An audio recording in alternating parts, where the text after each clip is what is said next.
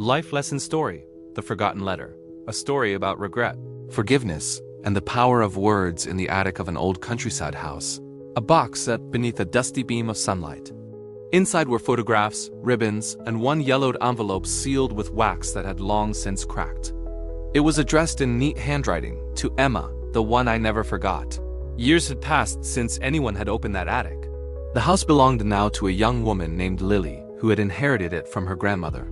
While cleaning one afternoon, she discovered the letter and paused, drawn by its quiet weight. She hesitated. Something about it felt sacred, like it was waiting for the right hands to find it.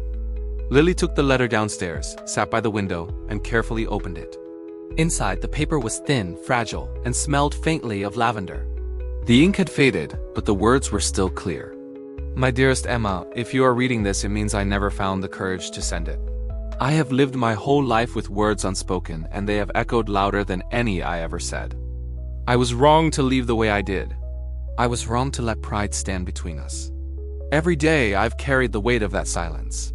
I once believed time would dull regret, but it doesn't.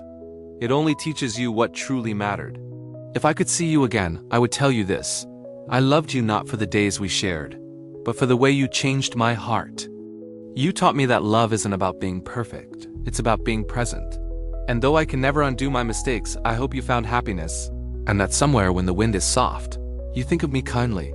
The letter was signed simply, Henry. Lily's hands trembled as she folded it back.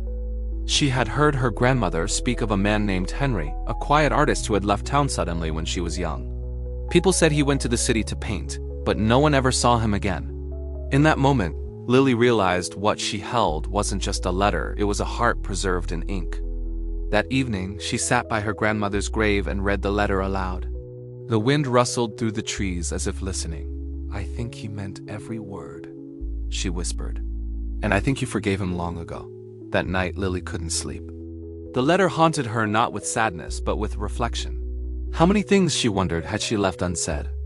How many moments had slipped away because of pride, fear, or the belief that there would always be another chance? She decided she wouldn't make the same mistake.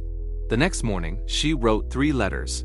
One to her estranged father, one to her childhood friend she hadn't spoken to in years, and one to herself. Each began the same way. If you are reading this, it means I finally found the courage to say what I should have said long ago. Weeks later, Lily visited the city museum. She was stunned to see a painting hanging near the entrance, an oil portrait of a woman reading by the window, her face serene, the afternoon light touching her hair. The name on the plaque read, Emma, by Henry T. Whitmore, 1949. Lily smiled, her eyes filling with tears. He had never stopped painting her, never stopped loving her, even when distance and silence stood between them. She stood there for a long time, feeling the same peace that radiated from the painting. Love, she realized, doesn't die when words go unspoken. It simply waits for forgiveness, for courage, for time. Later that evening, she returned home, placed Henry's letter beside a candle, and whispered, Your story found its way home. As the flame flickered and the wind sighed through the window, it felt as if 2 old souls finally met again, beyond years, beyond regret, and the quiet forgiveness of memory. Moral of the story: never leave your love or your truth unspoken. Words have the power to heal, but silence can become a lifetime of regret. Say what your heart carries today, not someday.